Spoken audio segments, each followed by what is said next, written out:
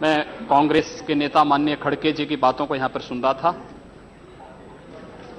और मुझे आश्चर्य हुआ कि वो अपना लिखित स्टेटमेंट यहां पर पढ़ रहे थे तो कह रहे थे 113 घटनाएं घटित हुई, लेकिन जब वो मौखिक बोल रहे थे तो कह रहे थे 600 से अधिक घटनाएं घटित हुई। क्या सत्य है यह मुझे लगता पूरा देश जानता है। 26 मई को श्री नरेंद्र मोदी जी के नेतृत्व में भारतीय जनता पार्टी नेतृत्व की सरकार ने शपथ ग्रहण किया था और इस देश के अंदर इस सरकार के आने के बाद आम जनता में विश्वास बहाली हुई और देखा जा सकता है शासन में, प्रशासन में। ये आंकड़े जो माननीय खड़गे जी यहां पर कह रहे थे मैं उसके पीछे लेके चलता हूं और मुझे लगता है कि अगर ये आंकड़े वास्तव में स्वीकार करेंगे और सचमुच इस देश की सांप्रदायिक हिंसा से लोग चिंतित हैं तो सांप्रदायिक आधार पर इन्होंने जो घोषणाएं की हैं पूरे देश से इनको माफी मांगनी पड़ेगी। महोदय, 2011 में न जिन प्रदेशों की घटनाओं की मैं जिक्र कर रहा हूं न वहां पर और न केंद्र में ही भारतीय जनता पार्टी की सरकार थी, लेकिन इस देश में 580 घटनाएं घटित हुई, 91 लोग मारे गए और 1899 घायल हुए। इनमें सबसे अधिक उत्तर प्रदेश के अंदर 84 घटनाएं घटित हुई, 12 लोग मारे गए और 347 2011 में घायल हुए थे। दूसरे पर राजस्थान, दूसरे पर प्लीज खड़गे जी आप सुन तो लें, आपने जो कहा है। Don't provoke other, let him telephonically. आप सुन लीजिए ना। तो फंस गए डिबेट में आके फंस गए। महोदय, दूसरे नंबर पर महाराष्ट्र है जिसमें 88 घटनाएं घटित हुई। इसमें कांग्रेस नेतृत्व की सरकार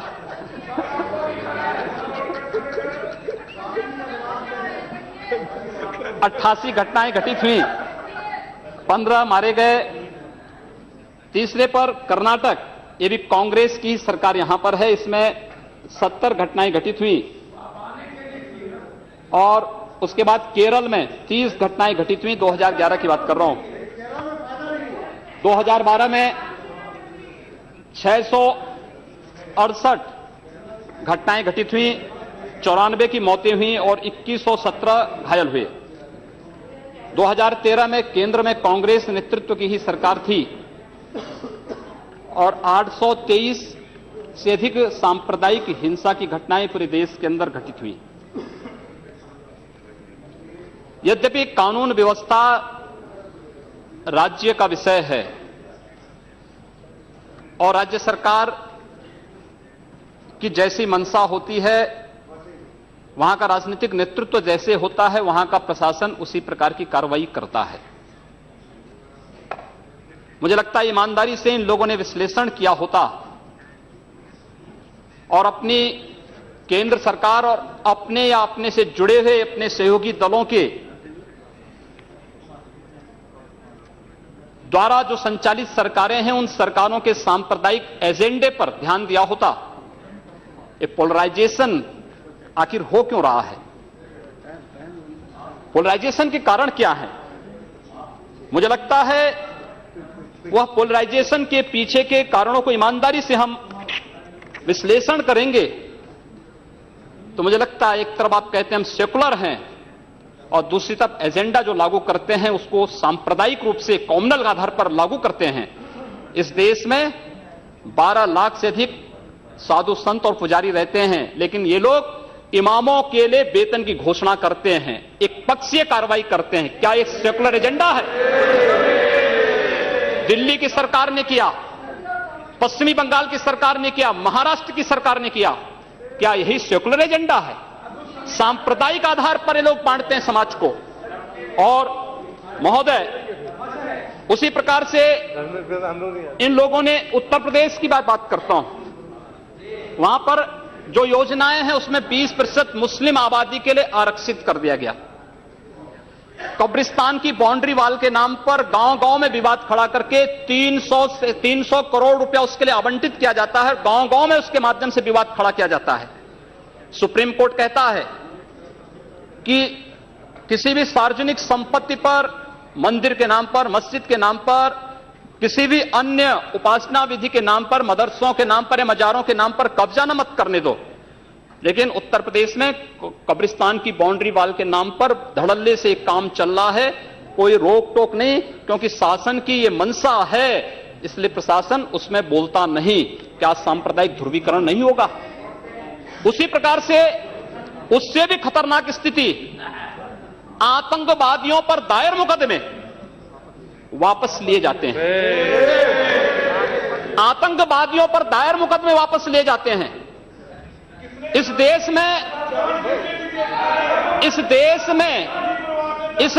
में जो लोग राष्ट्रीय सुरक्षा के लिए खतरा बने हुए हैं, जिन लोगों ने राष्ट्र की संप्रभुता को चुनौती दी है, जो लोग लगातार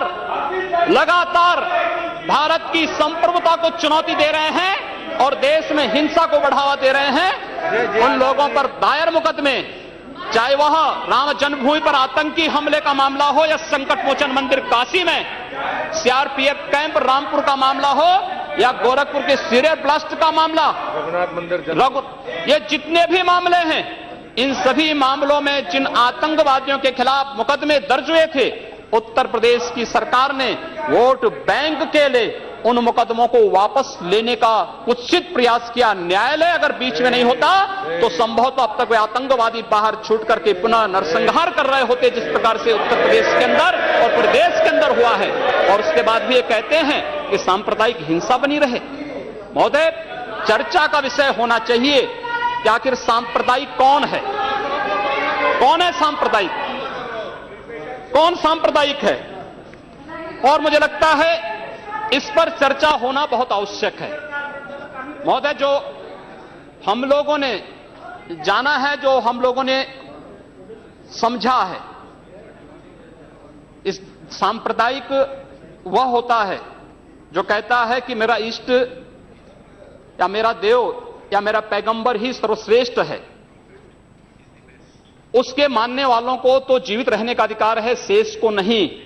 मुझे लगता है वह सांप्रदायिक है। हिंदू जीवन दर्शन कभी इस बात की इजाजत नहीं देता। हमने किण्वंतो विश्वारंभ का संदेश दिया था, हमने सर्वे भवन्तु सुखिनः का संदेश दिया था, हमने तो इस देश के अंदर एकम सद विप्रा बहुधा वदन्ति की बात कही है। जियो और जीने दो पर विश्वास हमारा दर्शन करता है। और दुनिया की कौन सा मजहब और कौन सा ऐसी कौम है जिसको विपरीत परिस्थितियों में हिंदू दर्शन ने अपने यहां शरण न दी हो, उसको फलने फूलने का अवसर न दिया हो? कौन सा ऐसा है दुनिया के अंदर? लेकिन आज जिस हिंदू दर्शन ने सबको शरण दी, सबको फलने फूलने का भरपूर अवसर दिया, आज जब उसी के खिलाफ षड्यंत्र होना प्रारंभ होता है तो उसे एकजुट होना तो पड़ेगा ही। और मुझे लगता है इन लोगों के कर्मों का फल है कि पूरे देश का हिंदू जनमानस आज इस बात के लिए तैयार हो रहा है कि उसके खिलाफ आज शासन तंत्र से जो षड्यंत्र हो रहे हैं उसका जवाब अपने स्तर पर देना ही पड़ेगा। और आज वही स्थिति सामने आई है। महोदय, मैं पूछना चाहता हूं इन लोगों से, जब भारत का मुसलमान हज यात्रा करने के लिए जाता है, महोदय, जब हज यात्रा करने के लिए जाता है, उसकी पहचान तब भारतीय के नाम पर नहीं, पाकिस्तानी के नाम पर नहीं, बांग्लादेशी नाम पर नहीं, भारतीय उपमहाद्वीप का जो भी मुसलमान हज यात्रा करने के लिए जाता है उसकी पहचान हिंदू नाम पर होती है, उसकी पहचान भारतीय, पाकिस्तानी या बांग्लादेश के नाम पर नहीं। लेकिन अगर उसी हिंदू पहचान को हम इनके ऊपर यहां पर लागू करने का प्रयास करते हैं, इनको बुरा लगता है।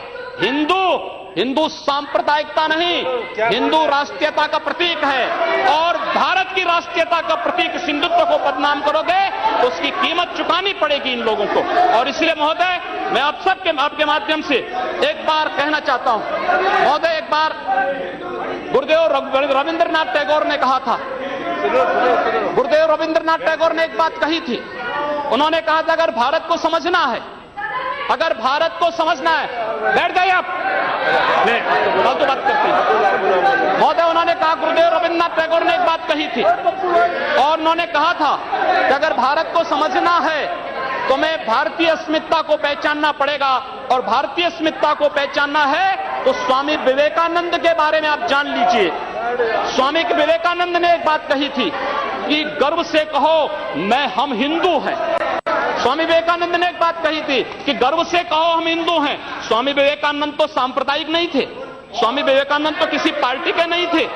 स्वामी विवेकानंद ने तो भारत का प्रतिनिधित्व किया था पूरी दुनिया के अंदर, और दुनिया के अंदर जो हिंदू आज पूरे देश के अंदर, पूरी दुनिया के अंदर अपनी सहिष्णुता के लिए पहचाना जाता था, आज उस हिंदू के साथ किस प्रकार का व्यवहार किया जा रहा है, वह कश्मीर से विस्थापित होता है, उसे कश्मीर से निकाला जाता है।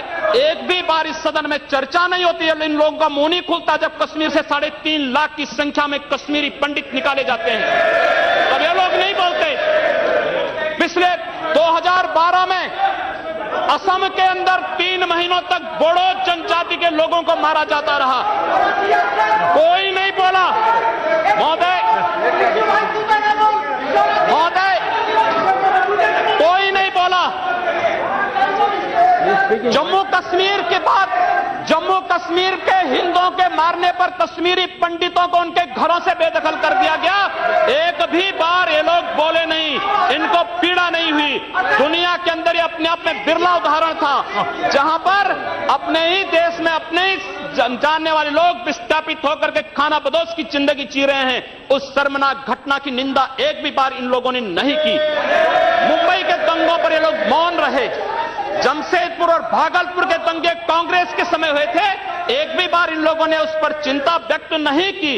और तो और 1984 में इस देश के अंदर जिन सिख गुरुओं का योगदान इस देश को बचाने और इस देश की धर्म और संस्कृति, इस देश के समाज को बचाने में बहुत महत्वपूर्ण थी, उन सिखों के कत्लेआम पर भी इनको शर्म महसूस नहीं होती है। और आज लोग इस देश के अंदर बात करते हैं सांप्रदायिक सौहार्द की, इनका पूरा चेहरा सांप्रदायिक हिंसा से रंगा हुआ है, सांप्रदायिक एजेंडे से रंगा हुआ है। और इसीलिए बंधु महोदय, इस देश के अंदर असम में क्या हो रहा है, बांग्लादेशी घुसपैठिए इन लोगों के अपने हो गए, और इस देश में लाखों वर्षों से रहने वाला समुदाय पराया हो गया। इस देश के अंदर महोदय, असम में बांग्लादेशी घुसपैठियों के कारण Kokrajhar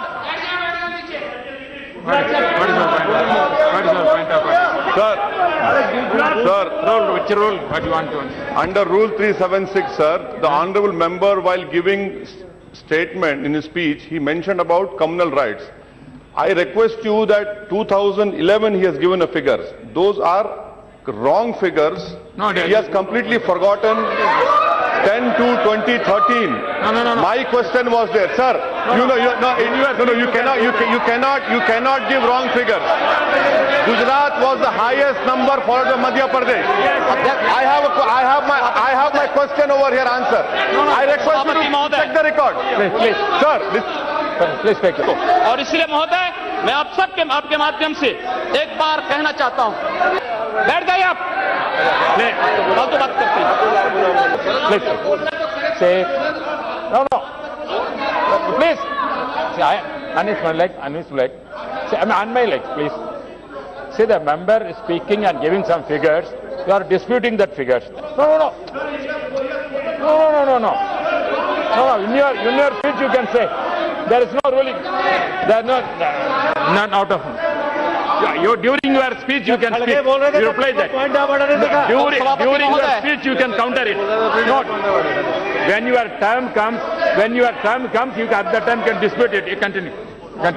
You can nothing will counter. उपाध्यक्ष महोदय,